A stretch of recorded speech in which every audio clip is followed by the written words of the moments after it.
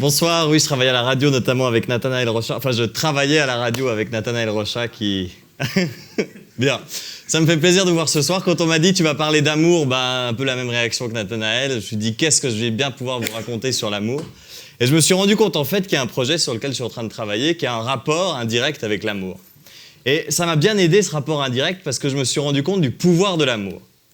Alors pour moi, le pouvoir de l'amour, c'est une phrase très cucu, mais je n'ai pas trouvé de synonyme. Alors je vais vous parler du pouvoir de l'amour dans un cas très concret. Mais d'abord, il faut qu'on imagine qu'on va écrire une lettre d'amour ce soir. Et cette lettre d'amour, on va l'écrire à des gens qui en ont bien besoin, des gens dont parfois je partage le destin, les journalistes. Parce qu'aujourd'hui, les journalistes, ils sont plutôt détestés. Alors, il y a pas mal d'exemples, il y a la manifestation des Gilets jaunes en France, il y a les politiciens, même des politiciens suisses, même des politiciens vaudois, qui détestent et qui crient leur haine des journalistes. Et on en oublie que les journalistes, il y a plein de raisons de les aimer. Déjà, on peut les aimer parce qu'a priori, on a besoin des journalistes dans notre démocratie. On peut les aimer parce que si on achète des trucs un peu sensés et qu'on sait à peu près ce qu'il faut acheter ou ce qu'il faut placer, c'est souvent grâce à des journalistes.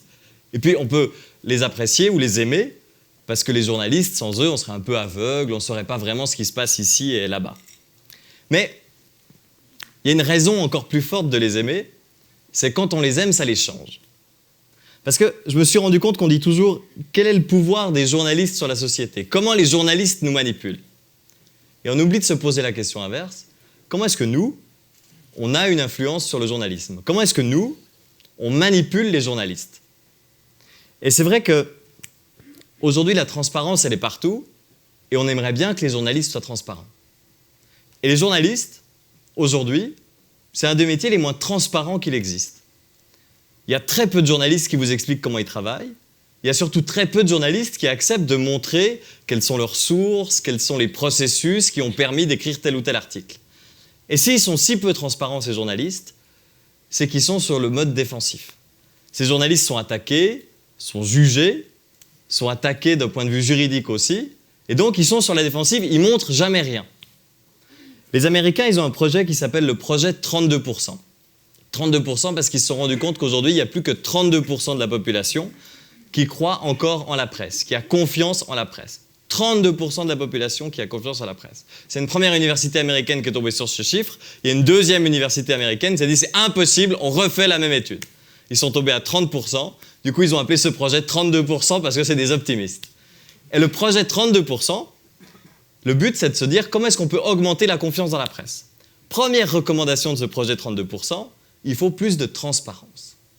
Alors, comment est-ce qu'on peut faire? Et c'est là que l'amour commence à jouer un rôle pour qu'il y ait plus de transparence. Si vous me demandez de me mettre à poil, moi, j'aurais besoin de vous connaître et d'être sûr que vous me voulez du bien avant de me mettre à poil. C'est un peu la même chose avec les journalistes. Il leur faut de la bienveillance. Alors, comment est-ce qu'on peut faire? Comment est-ce qu'on peut faire pour avoir de la bienveillance, mais demander d'un autre côté aux journalistes de se mettre à poil? C'est le projet sur lequel on est en train de travailler avec l'Université de Lausanne, avec les PFL.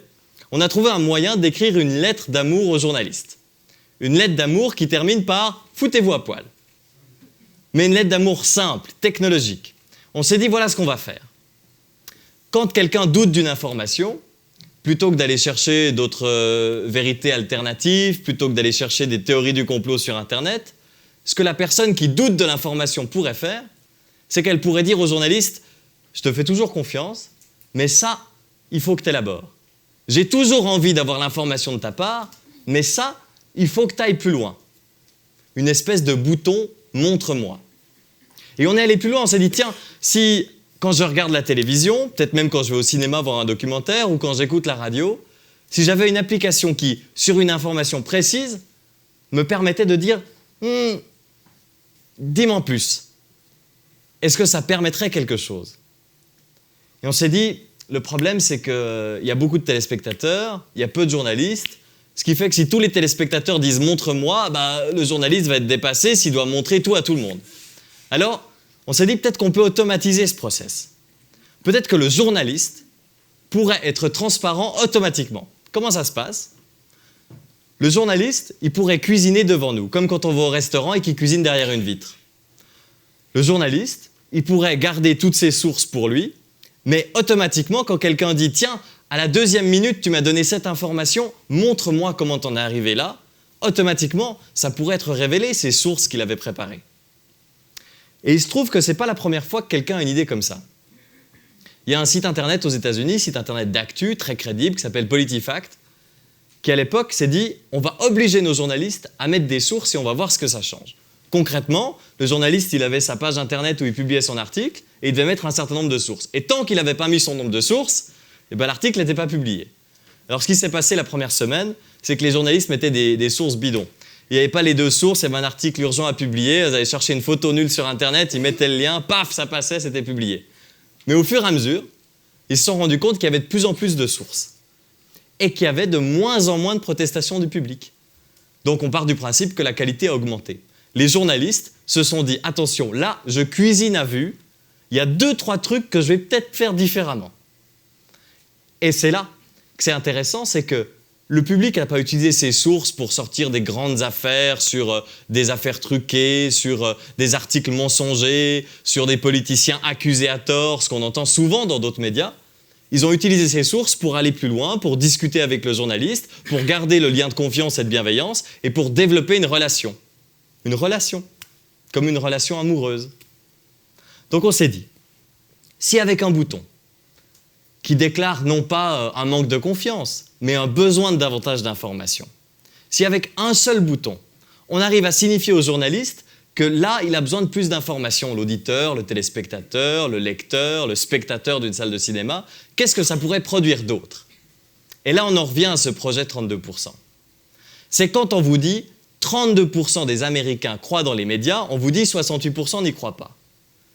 Mais ce qu'on fait, c'est qu'on est en train de tuer le messager. Il y a un mec en cheval qui vient vous donner une information et on est en train de flinguer le mec et le cheval.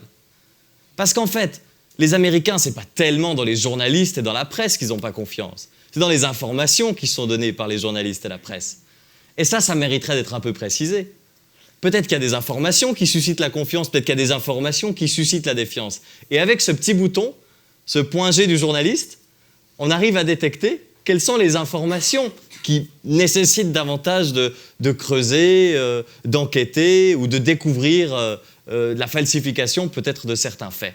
Et donc ça permet de ne plus dire « il y a 32% qui y croient », mais ça permet de dire « il y a 69% qui croient dans ceci, 22% qui ne croient pas dans cela, etc., etc., etc. » Et avec ça, qu'est-ce qu'on fait? On lutte contre les fake news, mais on ne s'attaque pas à ceux qui produisent les fake news. Parce que ceux qui produisent les fake news, et vous voyez dans vos médias de nombreuses initiatives pour lutter contre les fake news, c'est le truc à la mode. Alors ça permet 2 trucs fantastiques. D'abord, ça permet de propager les fake news. Parce que quand il y a une pauvre fake news sur Internet qui est vue par 10 000 personnes, le journal de TF1 le reprend le soir d'après parce qu'ils en sont très contents et il la propage auprès de 2 millions de personnes. Alors certes, c'est pour la démentir, mais il y a forcément une partie du public qui ne va pas croire les explications de TF1 et donc ça augmente encore cette fake news et les gens y croient encore davantage, etc. À force de se battre contre ces fake news, on se bat contre des moulins à vent et on perd la bataille.